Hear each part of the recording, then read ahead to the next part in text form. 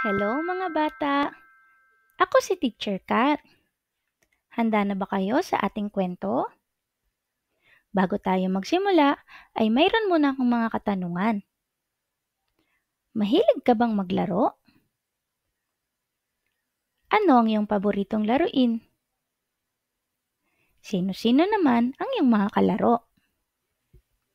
Ngayong araw ay makikilala natin si Miriam sa ating kwento na may pamagat na Ang Paboritong Laro ni Miriam. Kwento ni Catherine L. Cruz. Pagkagising ni Miriam ay tumungo na siya sa palaruan sa kanilang barangay. "Kumusta ka, Miriam? Bakit ngayon ka lang?"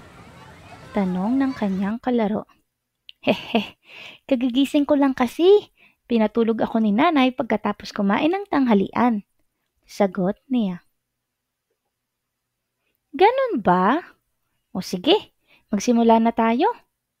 Magiging masaya ito dahil marami tayo," sagot naman ng kanyang kalaro. Ang laro natin ay Bring Me. Magsasabi ako ng bagay at dadalhin ninyo sa akin. Pagkatapos noon, isipin na natin kung ano pa ang pwede nating malaro sa mga dala ninyong gamit. Okay ba? Masayang sabi ni Miriam.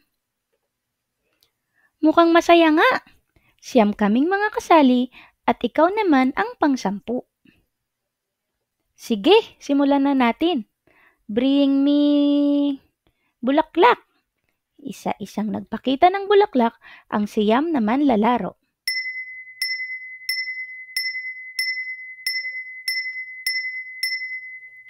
"Bring me dahon." Isa-isang nagpakita ng dahon ang siyam naman lalaro.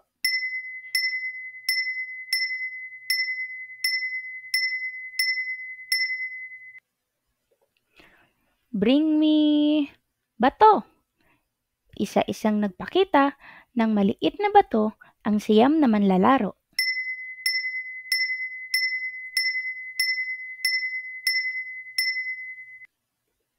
"Bring me kalaro." Sabay-sabay nagtawanan ang siyam na kaibigan ni Miriam.